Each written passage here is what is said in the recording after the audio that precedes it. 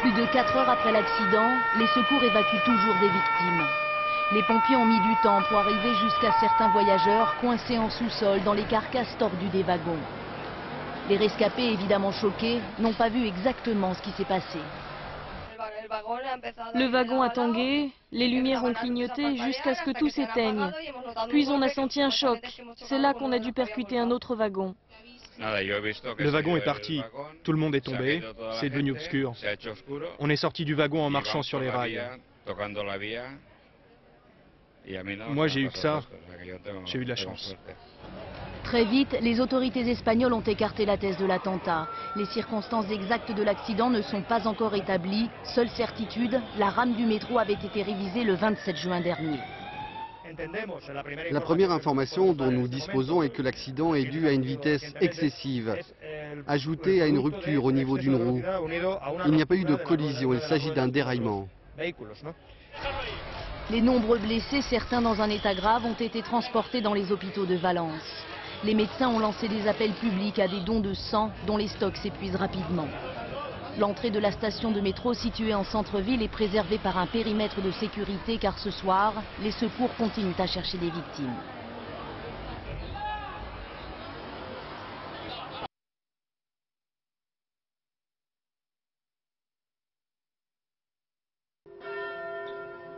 Sur le parvis de l'église Sainte-Foy, le cercueil de la petite Stacy Lemens impose le silence à la foule. Minée par le chagrin, sa maman est effondrée. La cérémonie a lieu dans le quartier Saint-Léonard, là même où Stacy et Nathalie ont été martyrisées. Maintenant, nous savons que tu es partie sur l'autre rive. Mais la petite fille douce, attentionnée, généreuse que nous avons tous connue, continue à vivre dans notre cœur. 300 personnes environ sont dans l'église pour soutenir la famille dans cette épreuve. La maman de Nathalie Maillet est là. Les camarades de classe de Stacy déposent des bouquets de fleurs blanches sur le petit cercueil. Le pays est bouleversé par l'enlèvement et l'assassinat des deux fillettes. La télévision retransmet la cérémonie en direct. À l'extérieur de l'église, la colère est palpable. Le bonheur que vous m'avez apporté. Je suis en colère pour la bonne raison qu'il n'y a pas de justice pour le moment. Il devrait y avoir des lois plus justes et plus dures envers les pédophiles et envers tout le système qui ne va pas. Abdallah Itoud, le suspect numéro 1, a été entendu hier par les enquêteurs. Il nie toujours les faits.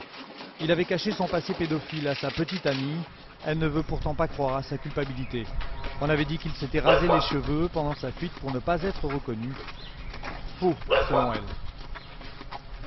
C'est impossible parce que c'est moi qui lui ai rasé son crâne le vendredi, le jour même. Donc avant de partir sur la braderie, c'est moi qui lui ai rasé les cheveux. Stacy et Nathalie reposent désormais en paix. Pour les enquêteurs, le suspect numéro 1 reste bien Abdallah Itoud.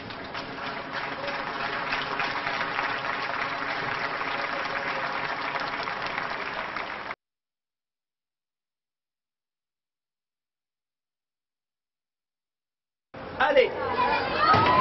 Il court, les candidats au bac, la peur au ventre, évidemment.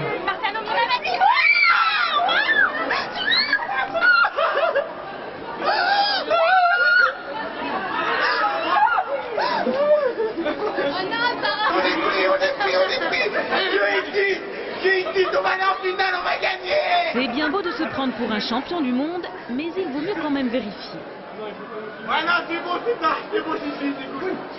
On n'est jamais à l'abri d'une mauvaise surprise. Non, putain, pas l'oral. Non, putain, moi aussi je suis à l'oral. Certains n'iront même pas au rattrapage. Recalés, ils devront repasser le bac l'an prochain. Un manque de révision, un manque de pendant l'année, un manque de concentration, un manque de travail quoi aussi. Lee est le plus jeune candidat au bac et sans doute le plus rapide. À 14 ans, il espère bien décrocher son bac S. Mention très bien.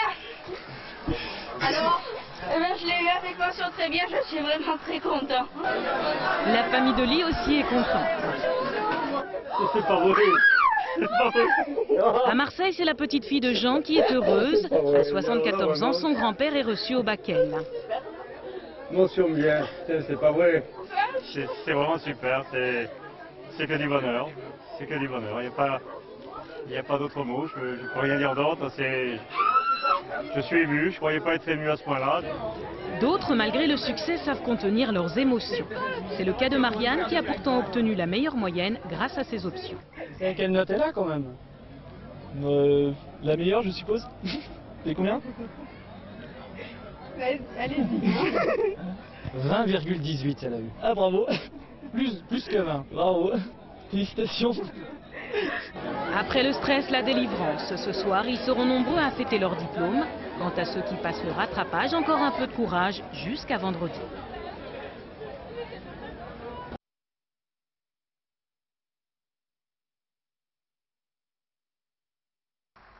Lunettes noires, blouse blanche, Cédric Nadotti est un homme d'action. Attention, danger, aujourd'hui il manipule des plaques d'amiante. Sans un seul diplôme, le jeune homme a créé son entreprise. On propose à notre clientèle de gérer pour eux leurs déchets. Cédric Nadotti a arrêté l'école en 3e en 1991. Sans le bac, il a trouvé du travail et il a progressé. Ça m'a pas trop posé de problème parce que j'avais envie de travailler en fait. Une belle carrière sans le bac, c'est plutôt rare. J'ai mon bac avec mention bien, je suis trop contente. Alors mieux vaut décrocher le diplôme. Eux, ils l'ont eu ce matin. Parmi ces lycéens, 8 sur 10 iront à l'université. La fac reste la voie royale, mais attention. Avoir une bonne culture générale, c'est bien, y compris pour être cadre en entreprise ou dans l'administration par exemple. Mais il faut se dire que quand on rentre à l'université, c'est pour longtemps. Les formations courtes, elles, sont en plein essor. Les transports, ça n'est pas que conduire les camions. La preuve aujourd'hui, avec n'importe quel bac, on peut décrocher un BTS transport en 2 ans.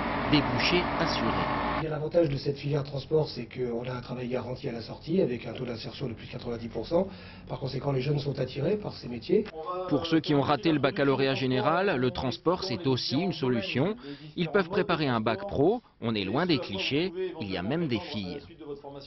Le transport, je sais pas, j'ai découvert et puis j'ai essayé, ça m'a plu, donc j'ai continué.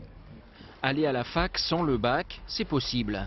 Aujourd'hui, Monique Banga passe un entretien pour s'inscrire au DAEU, le diplôme d'accès aux études universitaires. Est-ce que vous avez des questions à me poser? Bah déjà, vous pensez que je peux, que j'ai ma place en fait. Si elle le décroche, elle ira en fac de psychologie, motivée mais lucide. Ça fait longtemps, ça fait des années que je suis sortie du système scolaire. Et ça va être très dur déjà pour les cours, les devoirs, ça va être très très dur. D'autant plus dur que la psycho est une filière encombrée. Avec ou sans le bac, formation courte ou longue, les possibilités ne manquent pas. Dans tous les cas, une seule qualité compte, savoir rebondir.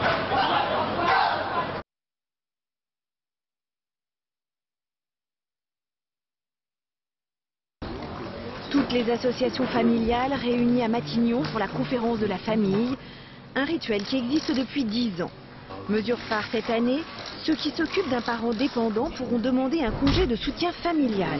3 mois au minimum, sans rémunération, mais avec constitution de droits à la retraite.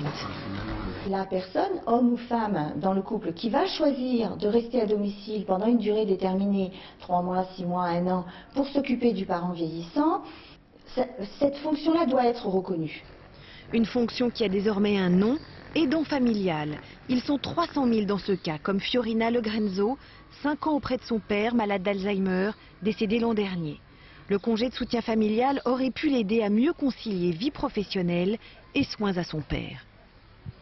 Il était complètement perdu et j'étais sa seule référence. Et donc, à partir de là, qu'est-ce qui est le plus important? C'est d'amener quelqu'un à vivre les dernières années avec le peu de sérénité qu'il peut y avoir, ou est-ce que c'est le côté matériel?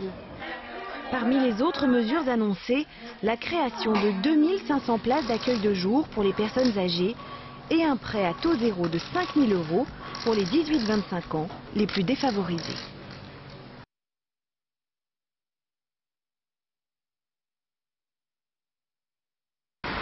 Des parasols sur les balcons.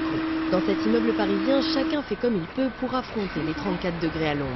Au 6e étage, Marie Gers tire les stores, même si à 99 ans, cela lui vient en effet. On a demandé d'avoir des volets, mais on ne l'a pas fait.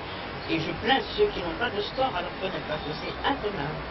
Malgré les rideaux tirés, le thermomètre affiche 28 degrés. La chaleur s'est installée, même la nuit, et lui laisse peu de répit, ventilateur ou pas.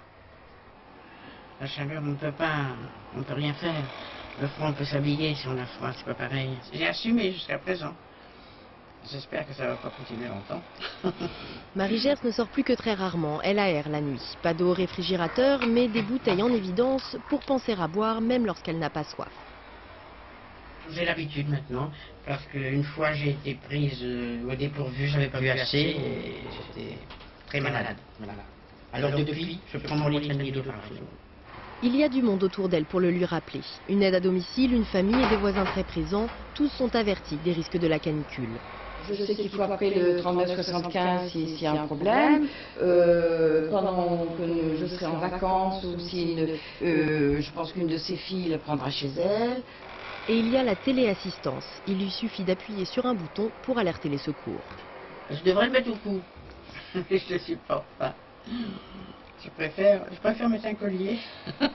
Pour Marie, pas question de se négliger parce qu'il fait chaud. Mais il faudra tenir encore. Les températures élevées devraient persister sur la capitale jusque mercredi.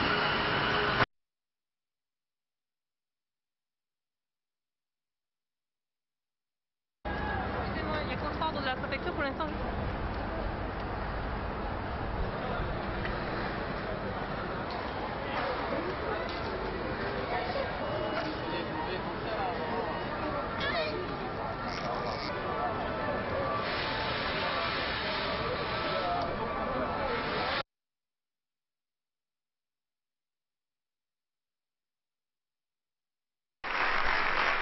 Il a eu droit à une haie d'honneur.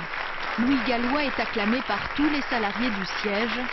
À la SNCF, il semblait faire l'unanimité. C'était quelqu'un d'attachant, qu'on avait l'occasion de rencontrer souvent dans les couloirs, qui était toujours à tendre la main pour dire bonjour et on le voit partir avec beaucoup d'émotion.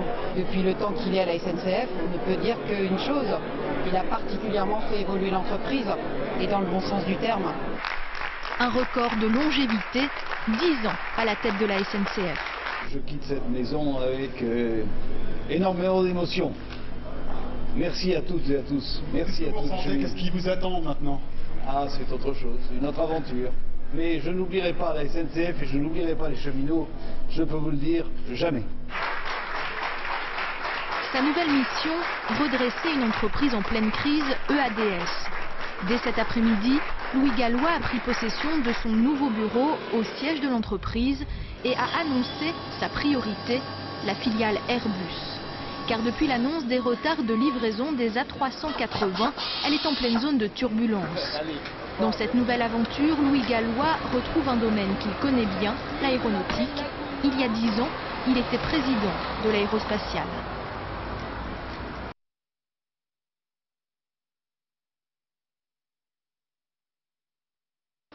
Noël Forgeard et ses stock options, une célébrité dont l'ancien patron de ADS se serait bien passé. Le 15 mars dernier, il a vendu 162 000 actions de l'entreprise, bilan 2,5 millions d'euros de plus-value. Y a-t-il eu délit d'initié? Une enquête est en cours. 35 ans que le système existe. L'occasion pour un salarié d'acheter des stock options, des parts de son entreprise 20% moins cher. Ici, 40 € au lieu de 50, leur cours habituel. Après 4 ans, la cote de l'entreprise est montée à 60 €. En cas de revente, gain net 20 € par action.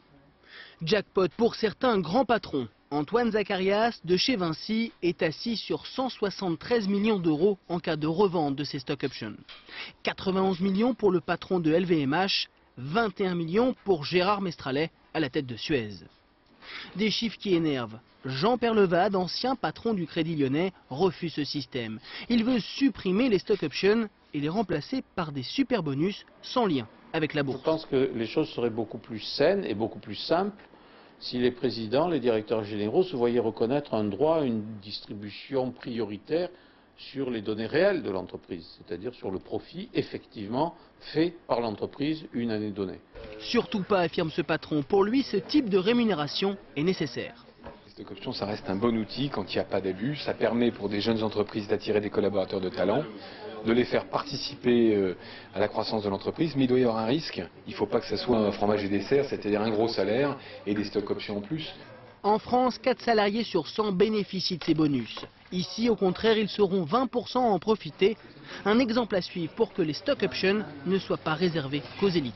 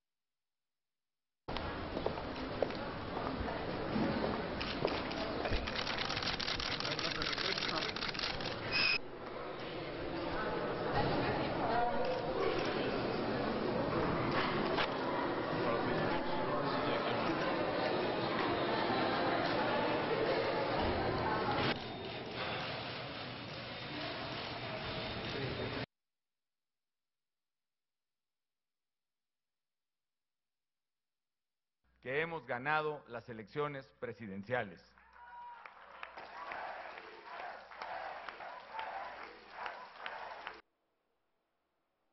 A nuestros datos, ganamos la presidencia de la República. No, de hecho está más interesante la caricatura. Tanto tiempo esperando el 2 de julio para...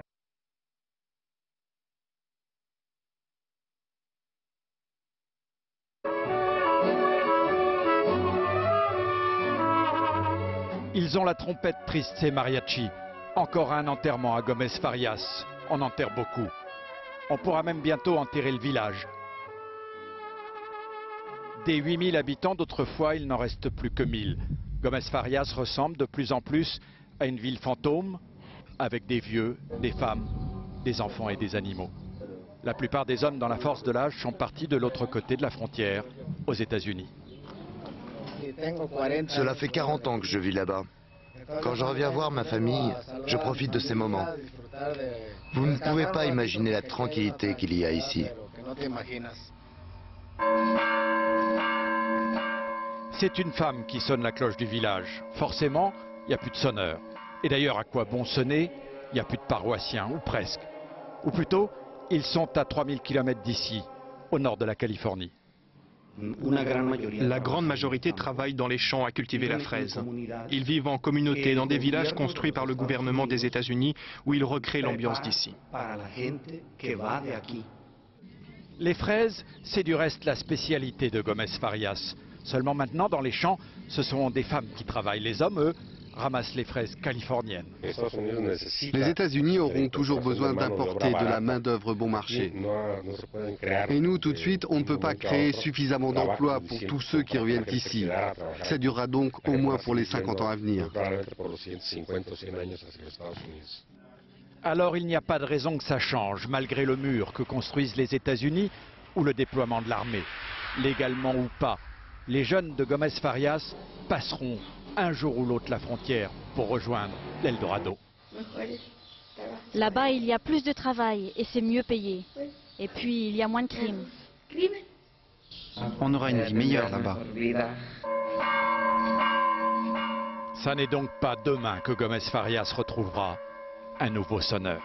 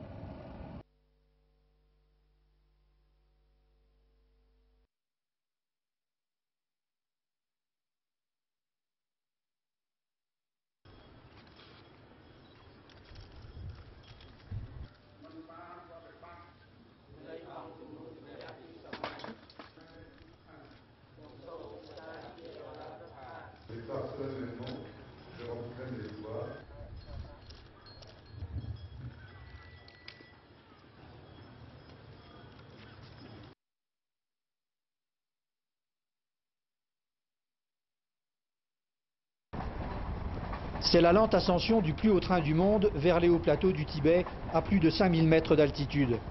Une victoire pour la Chine qui peut se vanter de relier les 4000 km de Pékin à Lhasa en 48 heures. Une façon de développer cette région, mais d'ancrer un peu plus sa présence sur le toit du monde. Une centaine d'euros pour faire ce trajet en deuxième classe. On rencontre surtout des familles chinoises qui ont voulu tenter ce voyage au pays des neiges, des étudiants tibétains de Pékin qui rentrent au pays, ou même un jeune chinois qui part enseigner l'anglais. Je viens juste de sortir de l'université et pour moi c'est une chance de partir seul, m'exercer au Tibet. Le long de la voie, quelques camps de nomades tibétains. L'oxygène est rare à cette altitude. Dans le train, un employé fait une démonstration pour adapter des tubes d'oxygène au visage. Plusieurs touristes chinois éprouvent le besoin d'une aide respiratoire. Mais pour cet ingénieur français, venu avec le comité de son entreprise chinoise, l'altitude fait partie du charme du voyage. C'est le fait que ce soit le premier train qui parte là-bas, que ce soit un train spécifiquement construit pour ça, pressurisé. Il y avait l'aspect technique aussi qui m'intéressait. Je reste un ingénieur jusqu'au bout. À 5000 mètres d'altitude, au col de Tanggula, on rencontre plus d'armées chinoises que de paysans. Mais les Tibétains s'expriment peu sur ce train, partagés entre désir de développement et crainte de voir leur culture un peu plus menacée. Le train transportera chaque année 1 million de passagers, militaires, colons, touristes. Des hommes d'affaires sont là pour organiser des voyages de luxe au prix fort. $1000 par jour parce que tout est complet, le voyage, le repas, les excursions, et ce sera un voyage extraordinaire. Lhasa ne sera sans doute pas la dernière étape de ce chemin de fer du Haut-Tibet. Au moment où le train est lancé, la frontière entre l'Inde et la Chine s'ouvre un peu plus et plus d'un Chinois rêve aujourd'hui d'aller en train jusqu'à Delhi, la capitale indienne.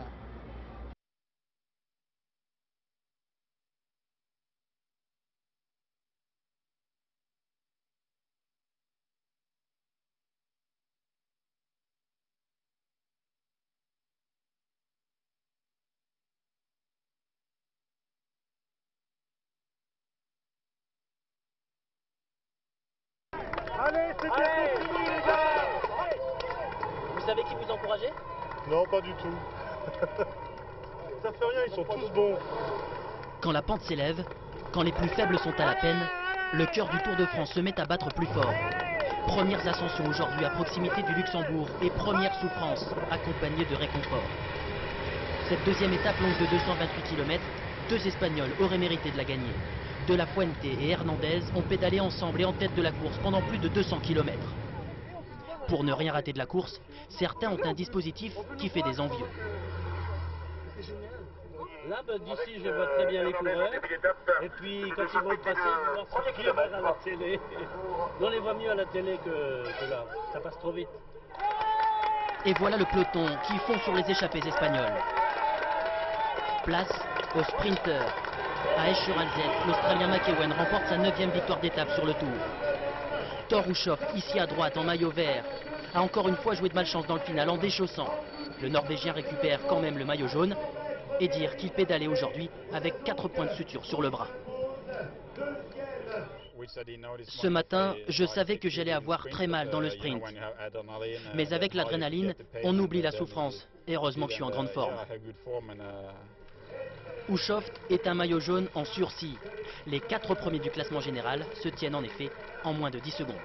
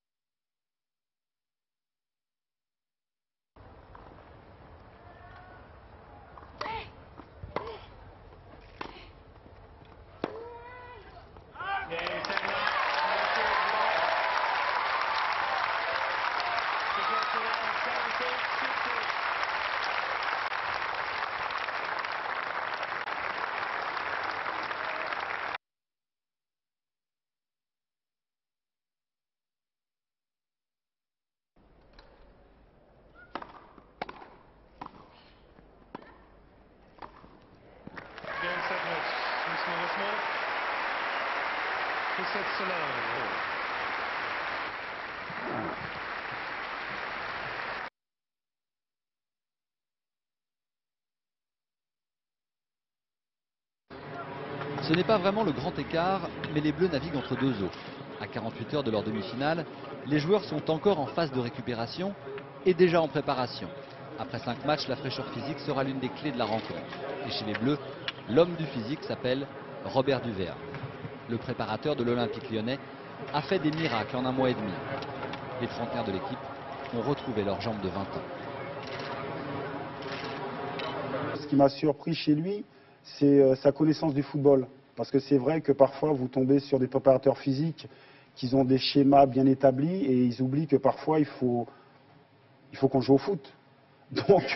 Donc dès le départ, depuis Tignes, son travail est vraiment basé et minutieux. Un travail spectaculaire sur Zinedine Zidane. Avant la compétition, l'état de forme du capitaine suscitait de vives inquiétudes. Contre le Brésil, Zizou a remis son costume de super-héros, retrouvé un tonus que l'on croyait disparu et subjugué ses jeunes coéquipiers. De le voir à la télé, déjà, c'est impressionnant. Et le fait d'avoir vu tout ça et que j'étais sur le terrain, j'étais à côté de lui, j'ai reçu des ballons de lui, c'est magnifique. Quoi. Pour moi, c'est un rêve. Ouais, c'est un rêve. Le bonheur de Franck Ribéry va se prolonger au moins jusqu'à mercredi. Raymond Domenech et sa troupe reprennent la route demain matin pour Munich. Les artistes associés n'ont pas encore terminé leur tournée mondiale.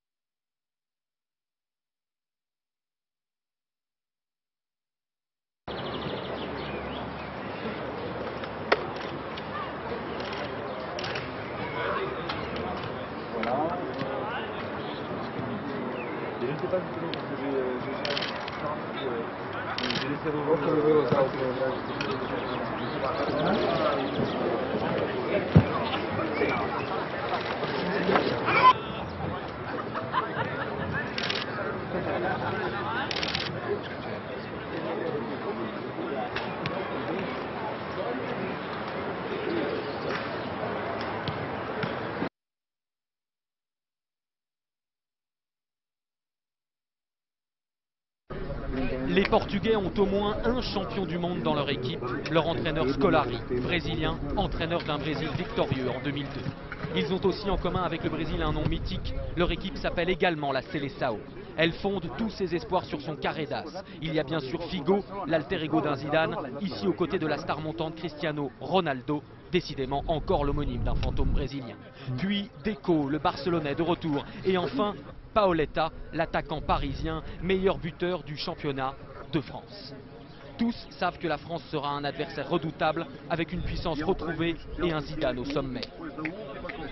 Zidane est Zidane. Zidane, c'est Zidane. C'est pas pour rien qu'il fut le meilleur joueur du monde et qu'il l'est encore aujourd'hui. Il caresse le ballon comme aucun autre. J'espère que contre nous, il jouera un peu moins bien. Mais si on se focalise trop sur Zidane, on risque d'oublier qu'il y a aussi d'autres bons joueurs tout aussi dangereux pour nous. Les Portugais ont une revanche à prendre sur Zidane, qui les avait éliminés de l'Euro 2000. Pourtant, leurs supporters sentent que leur première étoile de champion du monde est à portée de ballon. Les Français sont un peu meilleurs. Mais franchement, je pense qu'on va gagner 2-1.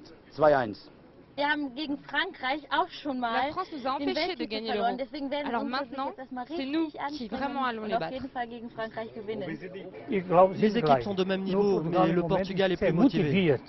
Depuis le début de la compétition, les Portugais s'entraînent dans le cadre enchanteur d'un ancien monastère, un lieu propice pour retrouver la sérénité avant un match forcément historique mercredi prochain. Les Portugais n'ont pas été en demi-finale de Coupe du Monde depuis exactement 40 ans.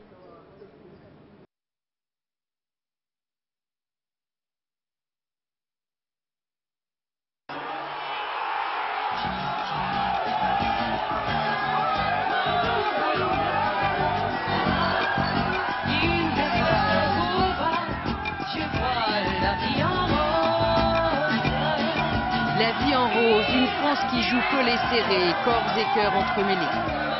Un but de Thierry Henry, et voilà la France qui revient.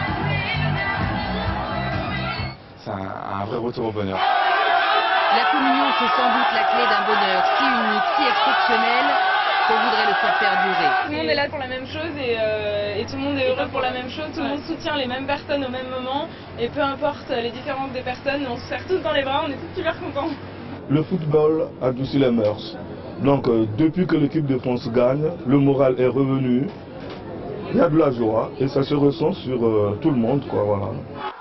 Dans ces images-là, rien de factice, rien de superficiel, nous dit un sociologue, juste l'expression d'un besoin essentiel. Les gens qui se connaissaient à peine célèbrent ensemble la victoire. Eh bien, cette fête-là, ça exprime tout simplement le besoin de fraternité que l'on ressent et qu'on n'a pas toujours l'occasion d'exprimer. Et la fraternité, paraît-il, rejaillit jusque dans le milieu des affaires. La France qui gagne, c'est aussi un patron plus coulant. Dès qu'il y a un match de foot, l'équipe de France est toujours plus cool. C'est même lui qui nous dit d'arrêter de travailler. Certains penseraient même que cela influe sur les cours de la bourse.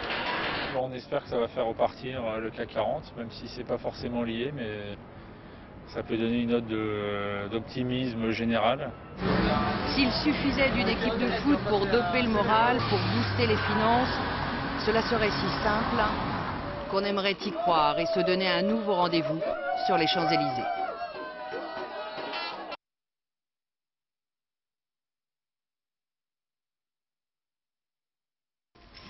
Beau tirage, hein.